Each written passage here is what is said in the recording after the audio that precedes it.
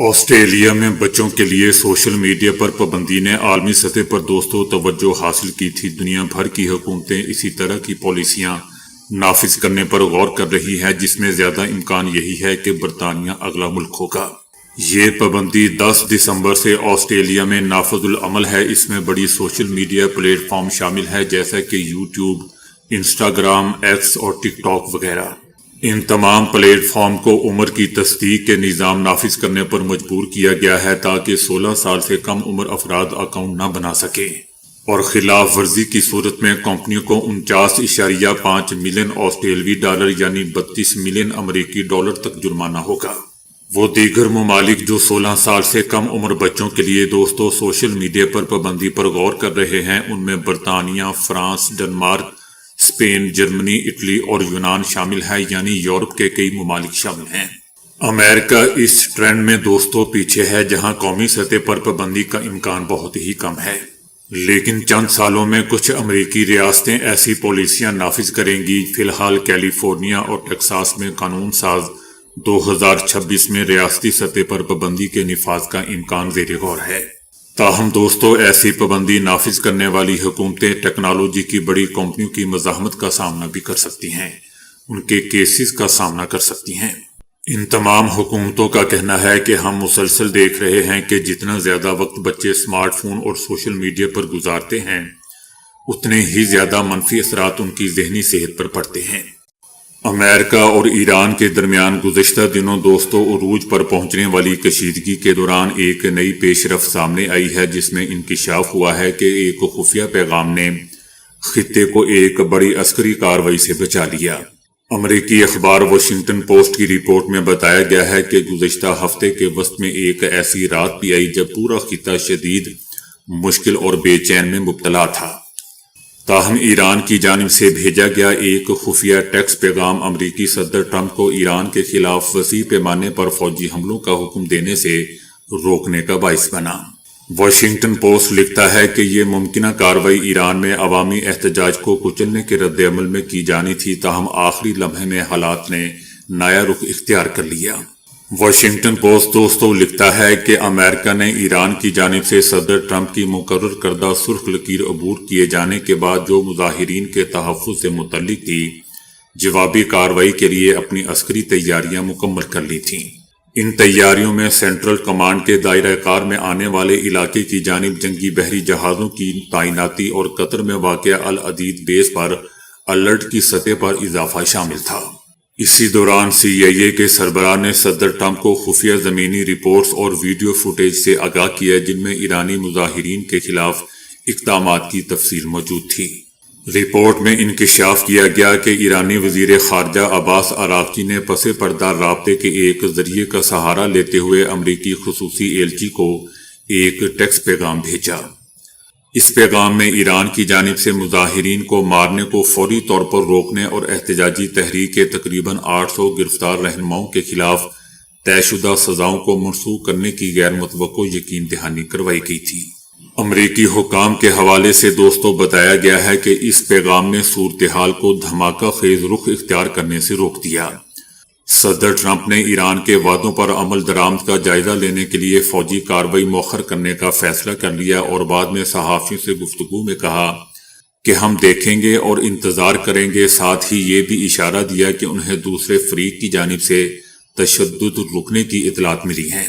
Washington post کی اس report میں امریکی انتظامیہ کے اندر بھی شدید اختلافات کی نشاندہی کی گئی تھی۔ ایک جانب سخت گیر حلقے ایران کو کمزور کرنے کے لیے موقع کی تلاش میں تھے اور کہہ رہے تھے کہ حملہ کر دینا چاہیے، جبکہ دوسری جانب گروپ نے خبردار کیا کہ مکمل جنگ عرب اتحادیوں کے استحکام کو خطرے میں ڈال دے گی۔ دوسری جانب ایران نے بھی سرکاری سطح پر ان خبروں کی تردید کرتے ہوئے کہہ دیا کہ اجتماعی سزاؤں سے متعلق اطلاعات گمراہ کن ہیں اور ان کا مقصد امریکی رد عمل کو بھڑکانا ہے۔ یہ تمام پیش رفت ایسے وقت میں سامنے آ رہی ہیں جب ایران شدید معاشی بحران کا شکار ہے۔ تجزیہ کاروں کا کہنا ہے کہ دہائیوں میں سب سے بڑے عوامی احتجاجات پھوٹ پڑے ہیں، اور یہ بھی بتایا جا رہا ہے کہ اگرچہ خفیہ پیغام کے بعد عارضی سکون دیکھنے میں آیا ہے، تاہم ذرائع اس بات پر بھی زور دے رہے ہیں کہ امریکی فوجی آپریشن جس میں جوہری اور میزائل تنصیبات کو نشانہ بنانا بھی شامل ہے، اب بھی زیر غور ہے۔ کراچی کے گل پلازا میں لگی آگ 33 گھنٹے بعد مکمل طور پر بجھا دی گئی ہے۔ سرچ آپریشن کے دوران مزید 8 افراد کی باڈیز نکالی گئی ہیں، جس کے بعد مرنے والوں کی تعداد 14 ہو چکی ہے، جبکہ 22 افراد زخمی ہوئے ہیں۔ آگ پر قابو پانے کے بعد فائر فائٹرز پلازا کے اندر داخل ہوئے۔ جلی ہوئی دکانوں میں محدود پیمانے کا سرچ آپریشن کیا گیا۔ اس دوران ایک بچے سمیت 3 افراد کے اعضاء ملے، جنہیں سول ہاسپٹل ٹراما سینٹر منتقل کر دیا گیا۔ لوگ بے بسی کی تصویر بنے۔ ہفتے کی رات دوستوں 10:15 بجے سے جلتی ہوئی عمارت کے باہر کھڑے اپنے پیاروں کی راہ تک رہے تھے۔ پولیس کا کہنا ہے کہ اہل خانہ سے لاپتہ افراد کے موبائل نمبرز حاصل کر لیے گئے۔ 20 سے زائد افراد کی لوکیشن گل پلازا کی آئی ہے۔ کٹر کی مدد سے کھڑکیوں کو کاٹا جا رہا ہے، ہتھوڑوں کی مدد سے دیوار کو بھی گرایا جا رہا ہے۔ ریسکیو حکام کا کہنا ہے کہ آگ کی وجہ سے عمارت کے پلرز کمزور ہو گئے ہیں، متعدد دراڑیں پڑ چکی ہیں۔ عمارت انتہائی پرانی ہونے کی وجہ سے اس کے گرنے کا بھی ڈر ہے۔ حکومت نے شہید فائر فائٹر فرقان شوکت کی شجاعت کو سراہتے ہوئے اسے سول ایوارڈ کے لیے نامزد کرنے کو کہا ہے۔ سندھ حکومت کا کہنا ہے کہ 65 کے قریب لوگ لاپتہ ہیں۔ رش کے باعث امدادی کارروائیوں میں مشکلات آئی تھیں۔ عمارت کے پیچھے سے بھی آپریشن کیا جا رہا ہے۔ آگ پر مکمل کنٹرول اور کولنگ کا عمل کب مکمل ہوگا، وقت نہیں دے سکتے۔ صدر الیکٹرانکس ڈیلر ایسوسی ایشن کا کہنا ہے کہ گل پلازا میں آگ سے اربوں روپے کا نقصان ہوا ہے۔ ان کا کہنا ہے کہ دکاندار اور ان کے ورکرز تاحال عمارت میں ہی ہیں۔ ایرانی صدر ڈاکٹر مسعود نے کہا ہے کہ ایران کے رہبر اعلیٰ سپریم لیڈر آیت اللہ خامنائی پر کوئی بھی حملہ مکمل جنگ کا سبب بن جائے گا، اسے جنگ تصور کیا جائے گا۔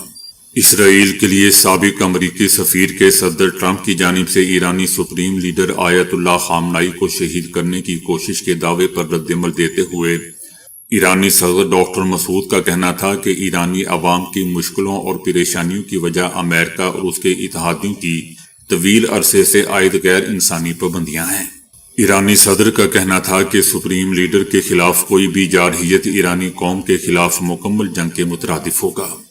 دوستو، یاد رہے کہ سابق امریکی سفیر ڈین کا کہنا تھا کہ صدر ٹرمپ آئندہ ہفتے ایران کے سپریم لیڈر آیت اللہ خامنائی کو شہید کرنے کی کوشش کریں گے۔ امریکی سابق سفیر کا کہنا تھا کہ صدر ٹرمپ ایران کی موجودہ قیادت کو ہدف بنانے کا ارادہ رکھتے ہیں اور آیت اللہ خامنائی اس فہرست میں شامل ہو سکتے ہیں۔ دوستو، یاد رہے کہ یہ امریکی سفیر ڈان امریکی صدر باراک اوباما کے دور میں اسرائیل میں امریکی سفیر کے طور پر خدمات انجام دے چکے ہیں۔ ان کا بیان ایسے وقت میں سامنے آیا ہے جب ایرانی سپریم لیڈر آیت اللہ خامنائی نے ایران میں ہونے والے تشدد، مظاہروں اور اموات کا الزام صدر ٹرمپ پر عائد کیا ہے۔ سپریم لیڈر نے کہا تھا کہ ایران کے حالیہ فسادات میں صدر ٹرمپ ذاتی طور پر ملوث ہیں۔ اس سابق امریکی سفیر نے سپریم لیڈر آیت اللہ خامنائی کی عمر اور صحت کا حوالہ دیتے ہوئے کہا کہ وہ اس وقت 86 سال کے ہو چکے ہیں اور ایران کو ایک نئی قیادت کی ضرورت ہے۔ اس امریکی سفیر کا دوستو یہ بھی کہنا تھا کہ امریکہ جلد مشرق وسطی میں ایک بڑا بحری بیڑا تعینات کر سکتا ہے، جس سے ایران میں ممکنہ حملے اور کسی بھی جوابی کارروائی کی صورت میں دفاعی تیاریوں میں مدد ملے گی۔ تاہم دوستو، اس حوالے سے امریکی حکومت کی جانب سے کوئی باضابطہ رد عمل سامنے نہیں آیا۔ ٹونی بلیر نے صدر ٹرمپ کی امن کونسل کی رکنیت کے بدلے $1 ارب فیس سے خود کو الگ کر لیا ہے۔ ٹرمپ کی شرائط کے باعث دوستو بعض ممالک کی کونسل میں شامل ہونے سے انکار کا امکان ہے۔ برطانیہ کے سابق وزیر اعظم ٹونی بلیر نے خود کو اس مطالبے سے الگ رکھا ہے کہ عالمی ممالک سے کونسل آف پیس کی مستقل رکنیت کے بدلے $1 ارب ادا کرنے کا تقاضا کیا جائے۔ بلیر کو امریکی صدر ٹرمپ کی سربراہی میں قائم مذکورہ کونسل کی انتظامی باڈی میں دوستو شامل کیا گیا ہے۔ ٹونی بلیر نے فیس کے اس مطالبے کی حمایت سے انکار کر دیا ہے جو نئی تشکیل پانے والی کونسل کے مجوزہ منشور کا حصہ ہے۔ یہ اس بات کا دوستو اشارہ ہے کہ کونسل آف پیس کی تفصیلات پر صدر ٹرمپ کے منصوبے کے حوالے سے امریکہ کے اتحادیوں اور شراکت داروں کی جانب سے مخالفت پائی جاتی ہے۔ یہ بات بلومبرگ نیوز ایجنسی نے اپنی رپورٹ میں بتائی ہے۔ ٹونی بلیر نے کہا ہے کہ $1 ارب کی فیس سے متعلق کسی بھی قسم کے سوالات صدر ٹرمپ کی انتظامیہ سے کیے جائیں۔ نہ کہ مجھ سے۔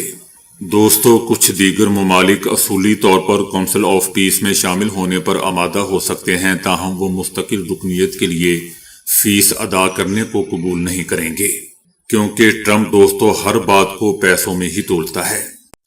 اسپین میں ایک تیز رفتار ٹرین پٹری سے اترنے کے بعد دوستو مخالف سمت سے آنے والی تیز رفتار ٹرین سے ٹکرا گئی۔ حادثے میں 40 کے قریب افراد مارے گئے ہیں اور 100 سے زائد زخمی، جن میں سے 15 کی حالت تشویشناک بتائی جا رہی ہے۔ اموات کی تعداد بڑھنے کا امکان ہے۔ حکومت کا کہنا ہے کہ حادثے کی شدت بہت زیادہ تھی، ہمیں مزید باڈیز مل سکتی ہیں۔ تباہ شدہ ٹرینوں کے ملبے کو ہٹانے اور متاثرین کو تلاش کرنے کے لیے بھاری مشینری استعمال ہو رہی ہے۔ اس ٹرین کا 27 سالہ ڈرائیور بھی مارے جانوں میں شامل ہے۔ بتایا جا رہا ہے کہ دونوں ٹرینوں میں مجموعی طور پر تقریباً 400 افراد سوار تھے۔ پٹری سے اترنے والی ٹرین کے علاوہ دوسری ٹرین ٹکر کے وقت تقریباً 200 کلومیٹر فی گھنٹے کی رفتار سے دوستوں چل رہی تھی، لیکن یہ واضح نہیں ہو سکا کہ پہلی ٹرین پٹری سے اترتے وقت کس رفتار پر تھی۔ حکومت کا دوستو یہ بھی کہنا ہے کہ سیدھی پٹری سے ٹرین کا اترنا واقعی عجیب بات ہے۔ اس حصے کی پٹری کی تجدید مئی میں کی گئی تھی۔ حادثہ شام 7:45 پر پیش آیا۔ امریکہ اور یورپ کے درمیان سفارتی بحران میں شدت لاتے ہوئے امریکی وزیر خزانہ نے بیان دیا ہے کہ جزیرہ گرین لینڈ کو فوجی طور پر صرف تبھی محفوظ بنایا جا سکتا ہے جب وہ امریکہ کا حصہ بن جائے گا۔ وزیر خزانہ نے ڈنمارک اور یورپی یونین سمیت یورپی طاقتوں کو قطبی علاقے کو روسی اور چینی عزائم سے بچانے میں انتہائی کمزور قرار دیا۔ یورپ کے 8 مخالف ملکوں سے آنے والی درآمدات پر 10 سے 25% تک کسٹم ڈیوٹی لگانے کے لیے قومی ایمرجنسی ایکٹ کے استعمال کی قانونی حیثیت پر وزیر خزانہ سے پوچھے گئے سوالات کے جواب میں وزیر خزانہ کا کہنا تھا کہ حقیقی قومی ہنگامی صورتحال وہ ہے جو مستقبل میں کسی قومی ہنگامی صورتحال سے بچائے۔ انہوں نے واضح کیا کہ امریکی انتظامیہ اپنی عظیم معاشی طاقتور قطبی شمالی میں کسی گرم جنگ کو روکنے کے لیے ایک پیشگی ہتھیار کے طور پر استعمال کر رہی ہے۔ وزیر خزانہ کے خیال میں دوستو امریکی کنٹرول ایک ایسا حفاظتی حصار فراہم کرے گا جس سے سب کو فائدہ ہوگا۔ امریکی وزیر خزانہ نے اس بات پر زور دیا کہ یورپی بالآخر یہ سمجھ جائیں گے کہ یہ راستہ گرین لینڈ براعظم یورپ کی سلامتی اور امریکہ کے لیے بہترین ہے کہ گرین لینڈ امریکہ کے قبضے میں آ جائے۔ جب امریکی وزیر خزانہ سے دوستو سوال پوچھا گیا کہ کیا فوجی آپشن اب بھی میز پر ہے جیسا کہ صدر ٹرمپ نے پہلے اشارہ دیا تھا، تو وزیر خزانہ کا کہنا تھا کہ انہوں نے اس بارے میں صدر ٹرمپ سے براہ راست بات نہیں کی۔ ان کا یہ بھی کہنا تھا کہ معاشی دباؤ ہی مذاکرات کا موجودہ ذریعہ ہے۔ وزیر خزانہ کا دوستو یہ بھی کہنا تھا کہ اس بات کا قطعاً کوئی امکان نہیں ہے کہ سپریم کورٹ صدر کے ان ڈیوٹیز کو عائد کرنے کے اختیارات میں مداخلت کرے گی۔ وزیر خزانہ نے دوستو چائنا کے ساتھ موجودہ صورتحال کو بھی مستحکم قرار دیا، لیکن ان کا کہنا تھا کہ طاقت کے توازن میں کسی بھی بگاڑ کی صورت میں صدر ٹرمپ فوری کارروائی کے لیے تیار ہوں گے، چاہے آگے چائنا ہی کیوں نہ ہو۔ یہ بیانات دوستو ایک ایسے حساس وقت میں سامنے آیا ہے جب یورپی یونین امریکی دھمکیوں کا جواب دینے کے لیے ایک ہنگامی اجلاس بلا رہا ہے۔ ڈنمارک کو اس مطالبے کو مسترد کرنے کے لیے شدید عوامی اور سیاسی دباؤ کا سامنا ہے، جسے یورپی حلقوں نے معاشی بلیک میلنگ قرار دیا ہے۔ تجزیہ کاروں کا دوستو کہنا ہے کہ امریکی وزیر خزانہ کی طرف سے یورپ کو کمزور قرار دینے سے سفارتی کوششیں مزید پیچیدہ ہو جائیں گی، خاص طور پر جب جرمنی اور فرانس جیسے ممالک سمجھتے ہیں کہ ان ڈیوٹیز کے نتیجے میں ایک ایسی ہمہ گیر تجارتی جنگ چھڑ سکتی ہے جو نیٹو اتحاد کو اندر سے شدید کمزور کر دے گی۔